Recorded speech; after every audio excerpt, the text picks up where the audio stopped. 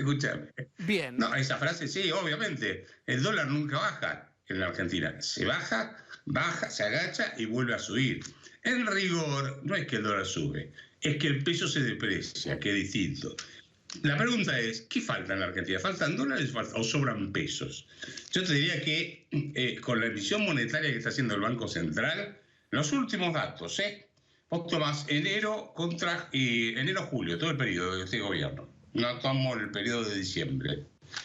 Se financió con 2,3 billones de pesos en impuestos y 1,5 billones en emisión monetaria. ¿Puedes recordar qué es un billón? Un billón es 1 millón de billones.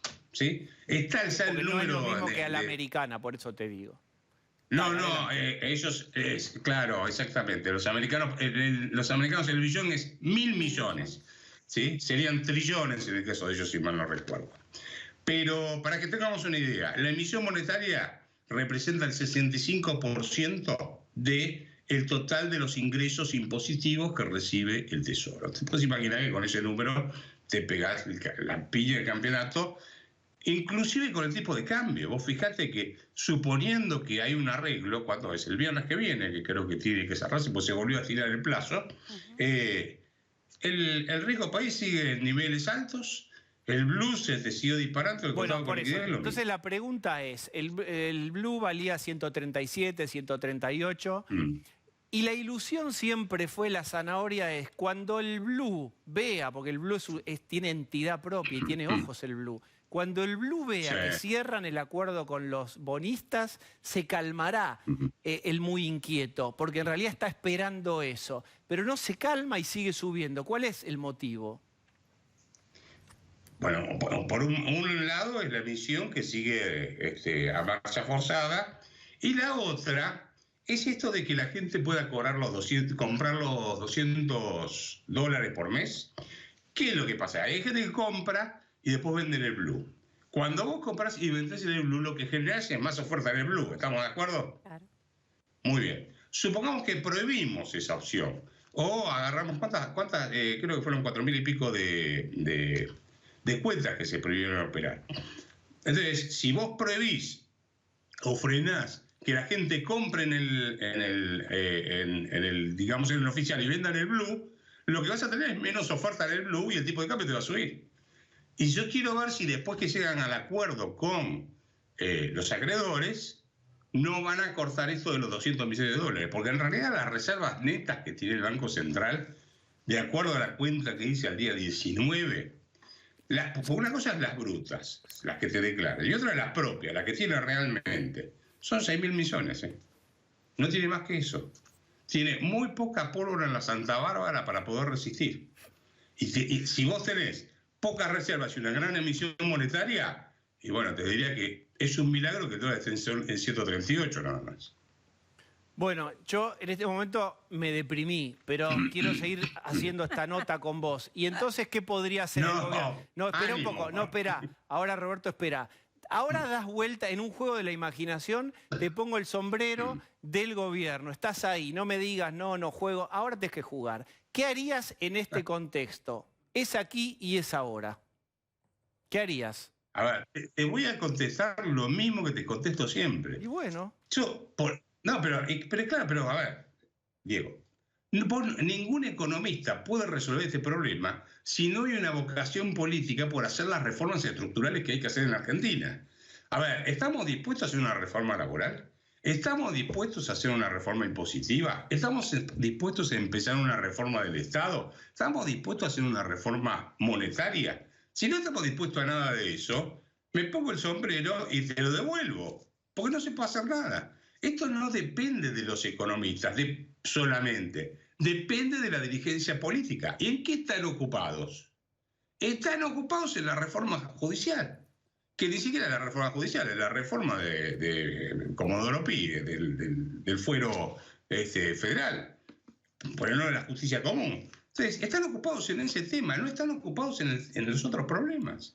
¿Qué es lo que se le ocurre? A ver, ¿cuánto eran 60 medidas que iban a dar hace un tiempo atrás? Sí. Después las habían subido a 100, creo, vos me habías dicho, ¿no es cierto, Marcela? Sí, eran 100, había habido una... empezaron por 10, después fueron por 60 y iban sumando, pero bueno, todavía no anunciaron ninguna... Ninguna, no sé qué están haciendo. Están discutiendo la reforma de la justicia federal, pero no están resolviendo los problemas de la gente. Entonces, ¿cómo un economista te puede resolver el problema económico si no tenés el apoyo político para hacerlo? ¿Por qué Cavallo, no importa si te gusta o no, pero la realidad es que Cavallo pudo hacer todo lo que tuvo porque tuvo respaldo político en su momento? Si no, no podía llegar ni a la esquina. Ricardo López Murphy, ¿por qué no pudo hacer lo que quiso hacer? Porque no tuvo respaldo político. Es muy sencillo, o sea, no es problema de los economistas, Roberto, es problema de la dirigencia política. ambos ejemplos tenían enfrente una sociedad que toleró, primero sí y después ya no, un ajuste. Yo no veo a una sociedad argentina capaz de tolerar despidos, indemnizaciones, porque la gente se aferra a la madera que flota. Si vos le das una indemnización o le das para elegir conservar un puesto de trabajo, en este maremoto que es la Argentina van a conservar el puesto, y puesto en el sombrero de ellos es razonable. ¿Cómo se haría hoy, aún con respaldo político, un ajuste? A ver, de nuevo, si no tenés caja para financiarlo, lo único que te queda es emitir. Entonces el costo que vas a tener es que vas a tener una hiperinflación y no vas a haber resuelto el problema de la desocupación ni el problema de la pobreza. Lo vas a agravar, el problema de la pobreza. Entonces lo que yo te digo es, mira, no es cuestión de despedir gente solamente, ¿sí? O sea, no es que tenés que despedir 1 millón de empleados públicos mañana. Eso, no sé, algún trasnochado lo pudo haber dicho, pero ningún economista sensato te va a decir semejante cosa. Lo que vos tenés que empezar a hacer es decir, mira, hagamos una cosa, tomemos el total de la masa de los empleados públicos nacionales, provinciales y municipales. ¿Cuánto suma eso? Bueno, si son 52.000 millones de dólares. Bueno, bajemos 20% el sueldo de esa gente. ¿Sí? Si querés, saquemos a los enfermeros, a la gente de medicina, la policía, las Fuerzas Armadas, lo básico, la educación. Y no incluimos eso. Ahí tenés un montón de plata como para poder bajar el gasto. ¿Por qué ellos no pueden bajarse un 20% y hay gente que no recibe ni 100 pesos porque no tiene trabajo? ¿Entendés? O sea, entiendo la posición. Opciones.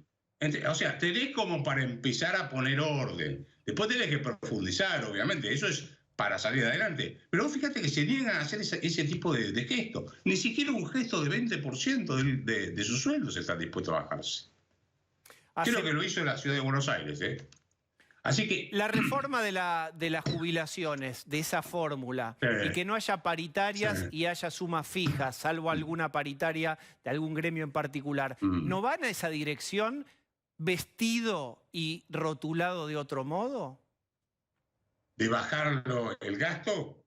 Mira, sí, va en esa dirección, pero en forma arbitraria. Porque vos lo que estás haciendo es, a todos los que aportaron, bajarle, ¿sí?, el ingreso, y a los que no aportaron le va subiendo. Entonces, lo que está haciendo el gobierno es que todos casi ganen la mínima, salvo Vudú, Cristina, etc. Claro, achato la pirámide de toda la plebe, y los jerarcas, eso cobran 800. No sé, Zaffaroni creo que cobra 850.000 pesos por mes, ¿no es cierto? Sí. Bien, muy bien. Muy bien. Ellos ganan bien, y después vos tenés a todo el lumpen que gana la mínima, 18.000, 16.000 creo que es, ¿no es cierto? Y con los descuentos debe estar en 15.000 o cosas por el estilo. Esa es la estrategia. Ellos bien, el resto tiene que estar mal. Marce. Roberto, ¿cómo estás? No es una solución. Está claro. Pensando en el corto plazo, perdón que vuelva sobre esto, pero en el corto plazo pareciera ser que no hay ninguna reforma tan robusta pensada, y sobre todo porque polarizan mucho con la oposición. Para aquellos que nos están escuchando y que tienen un pequeño ahorro y, como vos decís, a veces apuestan al dólar porque el peso, hay tanto exceso que hay inflación y se percibe como algo que escasea de valor. ¿Vos ves un contexto en el que el gobierno pueda soportar una devaluación del 30%, como dicen muchos analistas financieros, que debería ser la devaluación para llegar a un tipo de cambio competitivo como el que tuvo Néstor en 2003? 30% de devaluación. Pero perdón, me meto entre ustedes. ¿Cómo no está competitivo ahora? No. ¿El tipo de cambio?